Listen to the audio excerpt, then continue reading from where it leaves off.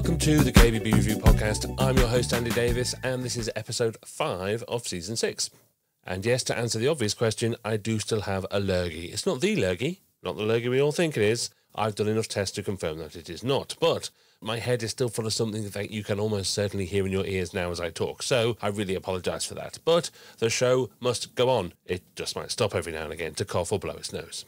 Our show is full of advice today, and we start with Trevor Scott from RFK and Sofia Charalambous from Origins Living, as they are two of our business judges in the KBB Review Retail and Design Awards 2023.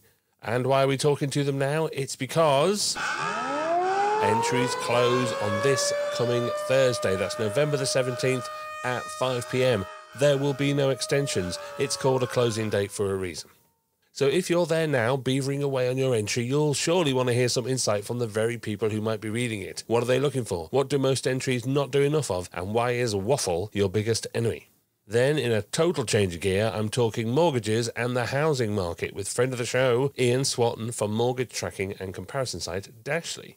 What happens to that market is, of course, directly linked to kitchens and bathrooms, and with everything that's happened in the last few months, I definitely need a bit of expert help to get my head around it. But first, did I mention that entries are closing for the KBB Review Retail and Design Awards 2023 on this coming Thursday, November the 17th? I'm pretty sure I did. It's totally free to enter, and all the info you need is at kbbreview.com/awards. And we really aren't going to extend it, I promise you, there's no point asking. So that's kbbreview.com/awards, and it closes at 5 p.m. on Thursday, November the 17th. So as promised, let's catch up with a couple of our business judges for some last-minute tips. We have Trevor Scott from RFK in the Midlands. Hello, Trevor. Good morning. How are you doing, Andy? I'm very well, thank you. And we have Sofia Charalambous from Origins Living in Essex. Hello, Sofia. Good morning, Andrew.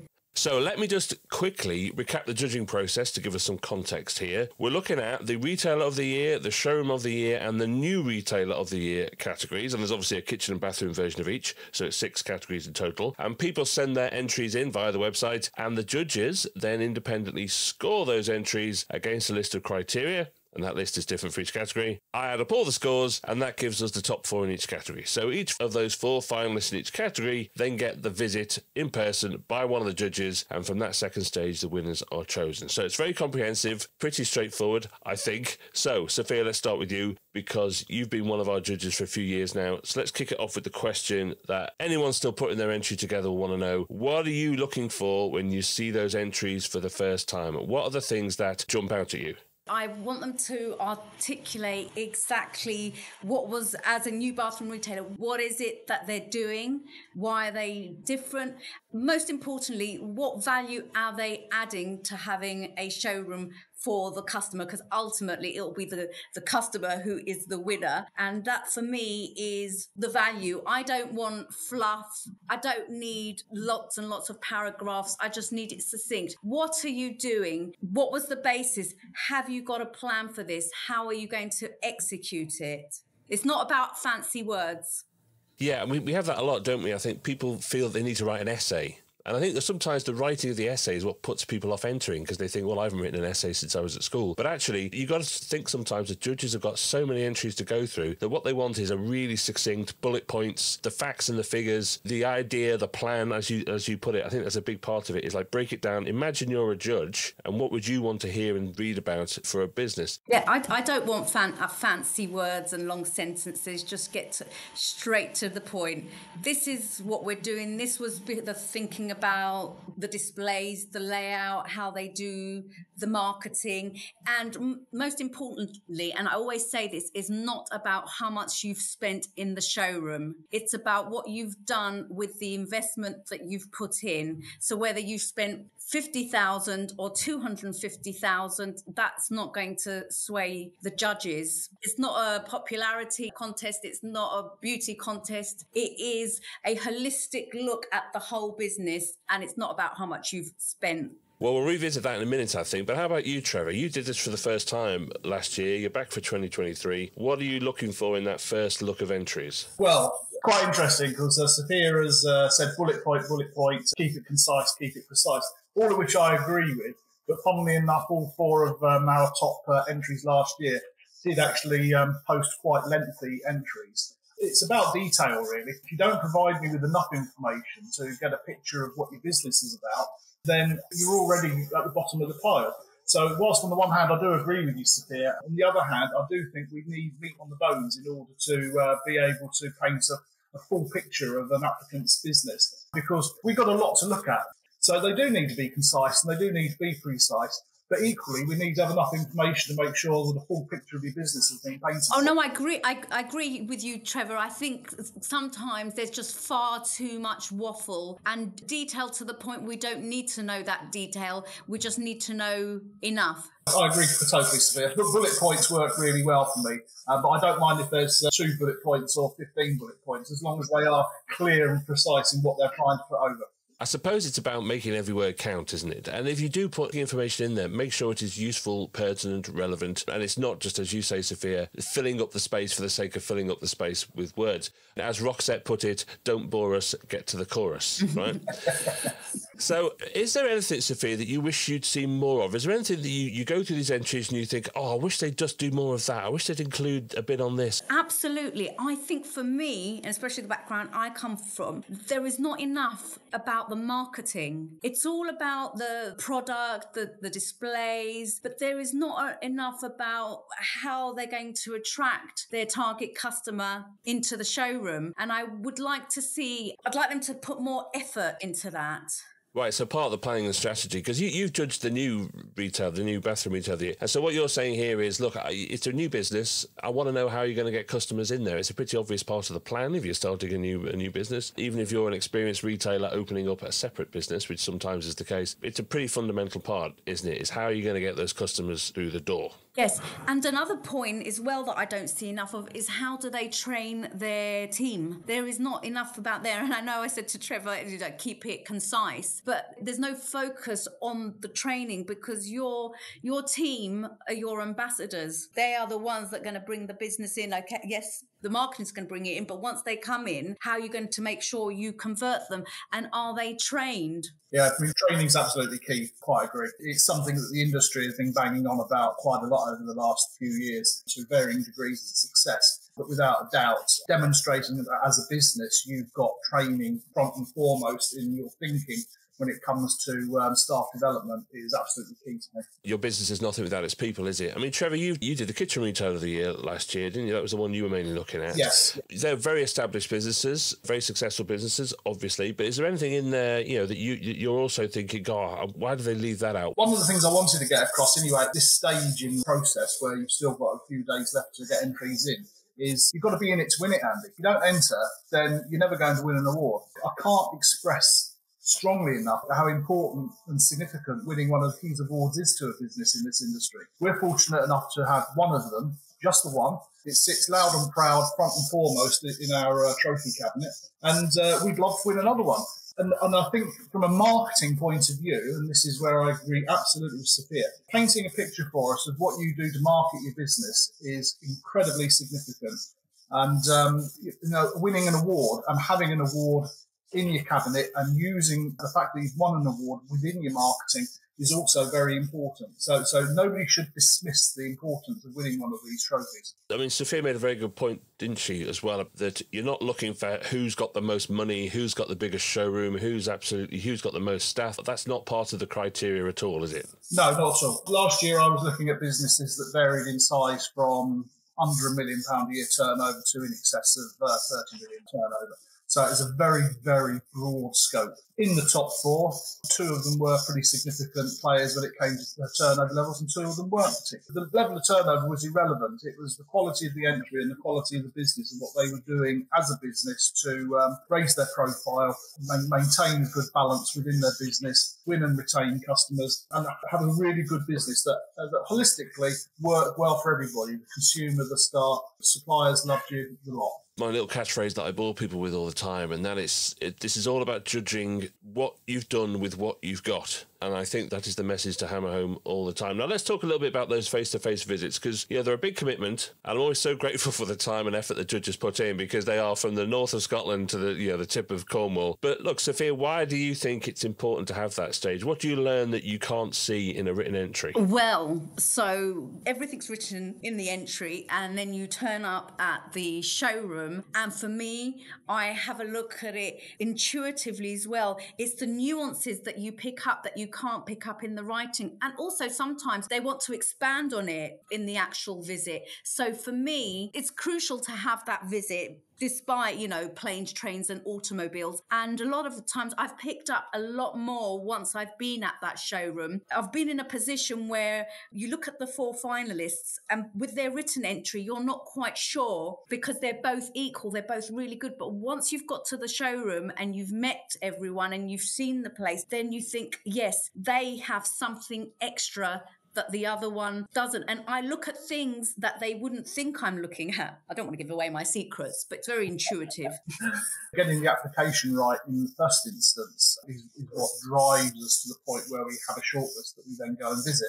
And of course, as part of the process of making the application, you've got to paint the picture for us that gives us an impression of what your business is like, so that when we do go and visit the final 4, we've already got a fairly good idea of what to expect. And it's those nuances and the surprises, and as Sofia says, the additions to the initial message that we get from making the face-to-face visit that eventually leads us to being able to find a winner. And the effort that goes into it, I don't know about you, Sofia, but that's 4 days of my life I'm never going to get back, and I'm looking forward to another 4 days of it again later this year. Trevor, did you hear what happened to me this year? No. I spent 8 hours on the Blackhall Tunnel coming back from a visit. Oh, no. In the same spot. And I thought, I must be really committed. But you know what? I absolutely love it, getting on the planes, the trains, driving there. Sometimes, though, I hope I have one entry that's not too far from me where I can roll out of bed. But usually they are just at the far corners of the country. But as you say, it's a completely different experience. And I always think of it like the judging of the entries is the cup run, and then the visits is like the cup final. You just don't know who's going to win on the day. And I think a lot of the time, when you see who the 4 finalists are, you think, well, they're going to win it. And then a lot of the time, it all moves around and all changes on that second stage. And that happens in the design categories too. As soon as it gets to the judges get a chance to ask questions, see things for themselves. And a lot of the time, they're looking and asking things that the retailer might not even have thought about before, but you're very impressed with, but they just do it without even thinking. It's little things like that, I think, that really come out in that second stage. Yes, it is. And it's little things they say that are not part of the question that sometimes you pick up and you think, oh, I really like that. That's really clever. And you wouldn't have even thought about putting that in the entry. It might be just something, like you say, so small. Certainly my experience last year was that, I'm sure we're all the same in the sense that we start off initially by point scoring all of the applicants. And that's where we arrive at the final 4. And of course, at that point, you've got maybe a favourite, or you've maybe got 2 that are very close to each other in points, and it's the final visit that's going to swing it. And certainly, in my case last year, the visit definitely swung it in favour of the eventual winner. So I can't express enough how important that final visit is. But it's also really important to sort of stress, I suppose, that it's not an audit or anything, is it? You are there to face value kind of assessment, but it's just a chance for you to get to know the people, see things in person, as you see things that you might not have seen in a written entry. Now, look, I was judging aside, because we're coming to the end here, given everything else that's going on in the world, it would be remiss of me to not quickly just ask you how business is for you at the moment. Well, when I was speaking with all of the staff back end of last week, saying how are things, the inquiry level is definitely lower, but it's lower in the sense that it's no longer manically busy. We're now at a sensible level of inquiries that's manageable. It's still good quality work, and there's still plenty of it. But we haven't got piles of work building up on the desk where we're having to cherry pick which one to look at next. So we're feeling fairly comfortable. Confident would perhaps be too strong a word, but I think we're feeling fairly comfortable that we're in control, and we still have a reasonable year to look forward to. How about you, Sofia? How are your orders looking? I would say our orders are good, and we are up. But I think speaking to our clients across the country, it's very mixed. Some are very busy. Some are probably like Trevor was saying, you know, they're getting really good quality leads, but it's not as manic. And we have others that are extremely quiet. We're in a fortunate position because we just supply around the whole country and we have a mix of businesses. So when some are up, the others are down. We learned from the 2008 recession, so we may not be confident. We're definitely comfortable and secure that we will ride anything that comes our way. And you're both obviously keeping a very close eye on what's happening as well, which is quite correct too. Look, thank you both so much for your time today, and of course all the time you put into the judging. I do appreciate what commitment it is. Entries close on Thursday, November the 17th at 5 p.m. It's totally free to enter as always, and you can find out all the info at kbbreview.com/awards. Thank you both.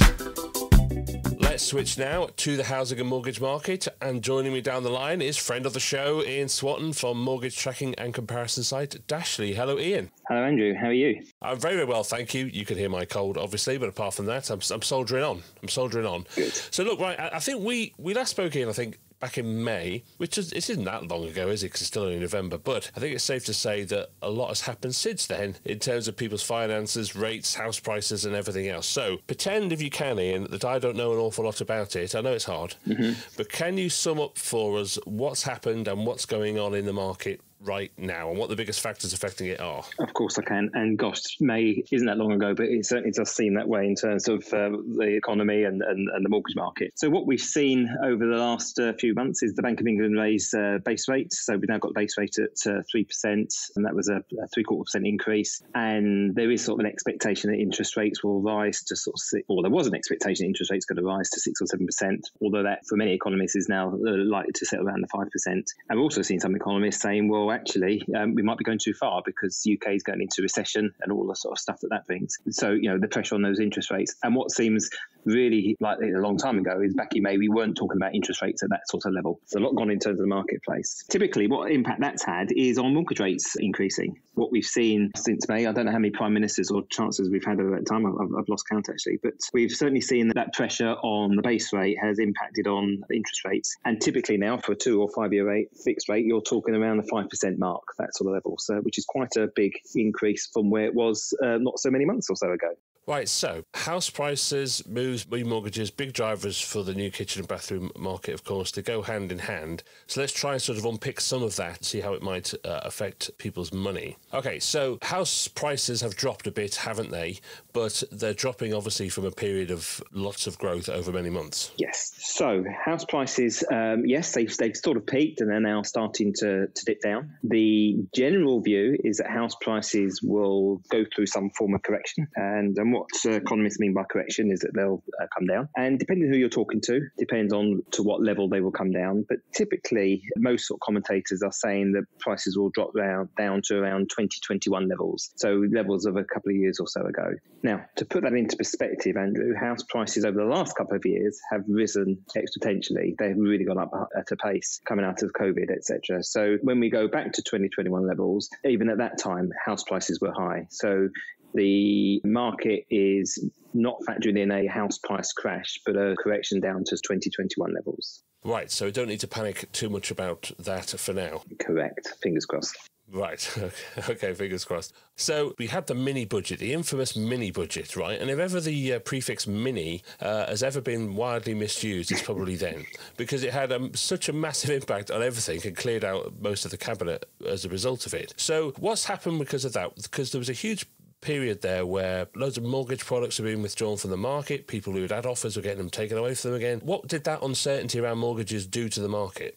Yeah, that certainly was an eventful time. And you had, I suppose, as the background to all of that, the cost of living crisis, war in Ukraine, inflation, all those sorts of things, which we can probably touch on a bit later on when we talk more about mortgages. But we saw the mini budget and the impact that had on the mortgage market sent lenders into a bit of a tizzy because they didn't really know where rates were going to settle and where they were going to land. And therefore, they were unable to secure what they would consider funding at what would be the right rate, depending on where they were borrowing money. Now, all that means to sort of the people that are looking to borrow money is that because the lenders were uncertain which way the market was going, they withdrew rates at a rapid pace, which made the availability of lending very limited. That meant that the lenders that were out there needed to control their volumes, etc., needed to push prices up. So what you saw is rates starting to increase at very high levels, especially to where they'd been previously, with a demand for those products and the lenders not being able to satisfy that demand. So when that sort of thing happens, is lenders will withdraw rates with very little notice, and that in turn means that other lenders push their rates up to, in some respects, deter customers from borrowing with them. We have seen that settle down now, and we've started to see some stability come back to the marketplace. But definitely for a period of time, for a couple of weeks or so, what that created was a great level of uncertainty within the mortgage market and everything that went around that. But that is settling down a bit now. Absolutely. Okay, so don't need to worry about that a bit very much either now. No, so rates actually have come down from where they peaked, and the availability of lending is definitely out there. So that was very much a period in time, and it would be probably fair to say that it caused a lot of uncertainty and angst amongst brokers who were trying to deal with customers and customers who were not sure where they should be headed and who they should speak to. However, in terms of timing, and it's not untypical that this time of year, as we head towards Christmas, the market does tend to quieten down. So the purchase market definitely has, to people buying new property, definitely has quietened down considerably. The remortgage market, which is always active, has remained active. However, there's been a shift in terms of the types of products that customers are buying right now based on where they feel that interest rates may be heading in the future. Right, okay, so let's pick that apart a bit. So, okay, here's a pretty fundamental question, I suppose. It's a bit more medium to long term. Are we seeing the number of people applying for mortgages falling because of the rise of rates and cost of living? If you are someone that's looking to buy property, it's very much the case that the purchase market, the residential purchase market and buy-to-let purchase market has quietened down considerably. And in fact, I've spoken to a number of sort of brokers in the last few weeks where they're saying they don't anticipate actually any real inquiry numbers or actually doing much purchase business until the new year now. The market definitely has sort of quietened down now for the end of the year, which is not untypical. Seasonally that happens, but it seems to have come probably a month or two earlier than they would have expected. But the remortgage market remains buoyant, with people coming off their existing rates having to do something and going on to a new deal. The issue these people have had is that, one, they're going to be coming off rates, their existing mortgage is lower than their new rate, and the impact on them is going to be an increased mortgage cost. That, combined with the cost of living crisis, adds more pressure to them. But equally, they're concerned that if they take the current fixed rates that are on offer at the moment, what happens if rates come down? Will they be able to secure themselves onto a cheaper rate going forward? So what we have seen is a shift on remortgages from customers who potentially would have fixed themselves into a longer term fixed rate to looking now to do a discounted rate based on the view that they think that interest rates may peak at, let's say, 5%, that sort of number, but will then start to come down shortly thereafter. And then hopefully they can secure themselves onto a cheaper fixed rate in a year or two's time. So do we know if the amount of extra borrowing being taken for home improvements is changing? Is that measured in any way? Because when you remortgages, you're either just remortgaging and therefore the amount you owe is the amount you owe, or you would use that as an opportunity to borrow more to improve your house. So is that measured? Do we know if that's going up or down? It is measured. It's probably too early to tell whether the impact from interest rates a couple of months or so ago is having an impact on the additional borrowing that people have. So you're absolutely right, Andrew. You can measure like for like. You're going from one scheme to another. You're just shifting what you already owe and new mortgages for the same amount. But for people borrowing additional amounts of money for home improvements, let's say, anecdotally, I would suggest that isn't increasing, that is probably quite tight right now because people will be looking at keeping a cap on their expenditure. However, I personally don't foresee that will always be the case. I think that the reasons why people do borrow additional money against their property will remain. They just have to factor in that it's going to be more expensive than it was previously. So I think there may be a short-term pause in people taking that additional borrowing, but I don't anticipate that being something that will last forever. You do have to bear in mind, though, that lenders do apply affordability measures to make sure that any additional borrowing is affordable by that individual. And the fact is rates are higher, therefore, and when you factor in all other increases in costs, it may be that lenders are going to be a little bit more cautious about how much additional borrowing they'll lend that person. Yes, which is quite right too, because that's how you end up in a credit crunch rather than a credit crisis. Okay, so this is where I want you to reassure me here, Iain, or scare the hell out of me even more, because obviously we've got personal finance issues, cost of living, we've got wars in Ukraine, we've got lots of other factors swirling around, political upheaval and everything else. Is there anything else that we should know about that may affect mortgages and borrowing at all? What don't we know about that you think we should? Well, I think I'm going to sort of finish off with the unprecedented times, I suppose, and just finish that off, because I think it's probably worth just saying that we are in unprecedented times with everything all coming together with, as you say, war in Ukraine, the cost of living crisis that's causing, as well as coming back after the back end of COVID and having to pay all back that money that we owe and the impact therefore in inflation. So we haven't necessarily seen all those factors come together in one go, and that does therefore impact on things like interest rates and therefore mortgage rates. So we are in a time of uncertainty, but let's also not forget that we have had interest rates far higher than where they are currently, and albeit the loan sizes may be higher, therefore the impact if interest rate increases are in monetary terms is higher. We have been there before in lots of ways, and the UK is resilient. People are resilient. People still have aspirations to move. They still will need to move for work or for additional space, that sort of thing, and people will still want to invest in their houses for space or improvements. And although the cost of borrowing may be more expensive than it was not so long ago, it isn't so prohibitive that people can't afford to borrow, and people will always adjust to any additional borrowing or any additional expenditure that they have. So there will always be those people on the margins that aren't necessarily in that space, but equally there is a lot of people out there that still have aspirations to improve and will still borrow money to do that. So I don't think it's all doom and gloom. It's just that we're in an unprecedented time that we need to adjust to. Okay, so that's got my heart rate down a little bit. Is what you're going to say next going to put it back up again? No, I don't think we put it up. I think actually you'd see it more as an opportunity than a threat. But oh, good. So the reality, one of the other big elephants in the room is the environment. And yes, we have all the sort of the macroeconomic issues around wars and COVID and that sort of thing. But we equally have the bigger problem that we burn up too much fossil fuels, etc. And one of the biggest contributors to that is the UK housing stock. We have an ageing housing stock. And in the long term, the government is committed, and I think most people are committed actually, to improve our futures going forward in terms of the environment. And one area that we can do that is within our homes. If we own a home, if we have a property, there are things that we can do to improve that energy efficiency. And the lenders and the government, there is an opportunity there for us to I suppose, collaborate and do things that I believe, and very much the mortgage market and the housing market is moving down that way. But if we're going to improve our housing stock, we need to invest in our housing stock, and therefore there is the opportunity. Right. So what does that mean in terms of people buying or selling kitchens and bathrooms? I presume it will affect the certificate your house has. How does that work? So every property has a rating. And so your listeners may already have what's called an energy performance certificate or an EPC certificate on their home, and that gives that property a rating. And that rating ranges between A and G. A is a very efficient home, G is a very inefficient home. If I just give you the example of what's happening in the buy-to-let, the rental market right now, and this is actually a precursor, I believe, to what will happen in the broader housing market. So the regulation for the rental market is such that by 2025, which isn't that long away, any new rental, any new tenancy, the property has to be an energy efficiency of C. And what that means is that the landlord may need to invest in their property to improve the efficiency of that home. That could be a new boiler, it could be new windows, it could be new things to improve the insulation of the home. And that therefore is an opportunity for anybody that is in the business of helping people to invest in their home. So if you're someone that is selling bathrooms or kitchens or investing in bedrooms, it's always, I think, a good opportunity to look around that home and just maybe ask to see the EPC, because it will tell you exactly what needs to be done in that home. It will say that the energy efficiency of the boiler isn't very good, or the windows or whatever, and talk to that individual about what you can do to improve the efficiency of that home. Because not only will a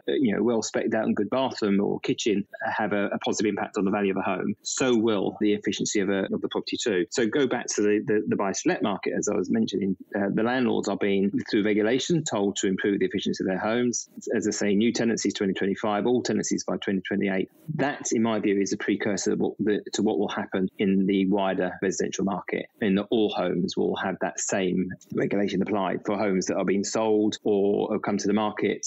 In fact, all new homes being built now are under regulation to be at a certain energy efficiency. In order for that to happen, you need to motivate householders to invest in their homes and and by virtue of that is to release the equity they have in their home, whether they remortgage or take additional funding from their lender, but doing that in a way that the lender is able to motivate the vendor, the person borrowing the money, on good rates, I should say, or good terms to invest in their property, because ultimately it will have a positive impact. And in fact, most buyers now are as much interested in the efficiency of their home as they are in the bathroom and the kitchen and that sort of thing. So we're very much starting to see a shift in buyer sentiment in terms of what they want from a new home. Yes, it's all this motivation, isn't it? It's all effectively forcing people into thinking this way when they don't really want to. Not just buy to let, but as you say, somewhere down the line, if you're just doing a house up to sell it, whatever you install in that house has got to be as efficient as possible. This is all about dealing with the fact that no one's asking for it, so you're going to have to force them to do it. And whether that is, if they want to sell a house, they've got to have the best certificate possible. But equally, and presumably, if you want the mortgage to borrow the money even if you're not moving, this will affect it as well, as you say. So this is big stuff, I think. Yeah, absolutely right. And motivation is a really good point, because you either do it willingly or you're forced to do it through regulation. But either way, there is some form of motivation to do there. And there will be people out there that willingly want to invest in a heat source pump but have no idea of how to get one, what it costs, and probably more importantly, how do they raise the money to get it fitted. And the same applies probably to a lesser extent, because they will know about windows and they will know about insulation in lofts and that sort of thing. But I think it's the conversation piece. And then actually, if you're living in a home, if you're going to be selling a home where you want to invest in your home, cost of living crisis and high energy costs in some respects is a motivator for people to look at how efficient is my home, how can I reduce my energy costs, where you can make it more efficient by insulating it, or you can have a more efficient boiler where you burn less gas, all that sort of thing, or you can reduce the drafts by putting new windows in, that sort of thing. So there is the opportunity where people will say, well, I can reduce my costs by investing in my property, but it always tends to come down to, but where am I going to get the money from? And if lenders start to make products which are affordable and very much focused on allowing that individual to borrow, and I keep saying on reasonable terms, because there is actually a benefit to the government to encourage the lenders to do this, because if the government wants to reach its net carbon zero targets by the timescales they say, then they need to, and the housing stock is an area where there's a big gain there for them in terms of reaching those targets, then you can encourage the lenders through subsidies or whatever which way you want to do it to offer rates at affordable prices for people to borrow. That's a whole different subject matter that we will delve into at some other point, because that is really fascinating. But look, let's sum up here now by seeing what you think is going to happen in 2023, because a lot of this is about confidence, isn't it, right? A lot of this is about consumer confidence and confidence in the market and all those other things, and that is so variable. So hard to do, but what do you think is going to happen in 2023? So I think the purchase market will remain tight. If people are expecting a reduction in house prices, they may tend to put off buying their next property until they see things settle down. But the remortgage market will remain buoyant, because people first of all are rolling off existing rates, and so therefore they need to do something. And lenders will need to lend. That's how they make their money. So they will be looking to encourage people, if they're not purchasing, to remortgage. And equally, they will want to look to encourage people to not borrow to the max, as we've just mentioned earlier on. They certainly don't want an increase in the unaffordability of loans and this sort of thing. But the green agenda is very much there, and lenders will be looking and will look sympathetically to people that want to improve their property. So I think that although the housing market may struggle next year, the remortgage market I don't think will struggle as much, if at all, and there will still be opportunities for people to borrow money to invest in their homes. So I think the landscape may be slightly different in terms of new stuff coming to the market, but in terms of existing lending, I think that will still be there. Well, Iain, thank you so much for sparing us some time to help us try and understand what's going on. As always, predictions are predictions, and we'll talk again in a few months' time to throw it back in your face if you're wrong. Yeah. but look, thank you so much, and we'll catch up soon. Yeah, thank you very much, Andrew. That was Iain Swatton from Dashley. And you know what? I'm actually quite reassured by everything he had to say there. And isn't it interesting that sustainability and the environment is heading towards being a massive driver in the housing market, just like everywhere else? Is this the thing that will finally make the average consumer ask about it in your showroom? Let's wait and see. Also, a big thank you to our awards judges, Trevor and Sofia. Entries close this coming Thursday, November the 17th at 5 p.m. It's totally free to enter, and all the info is at kbbreview.com/awards. Good luck, and I'll see you next week.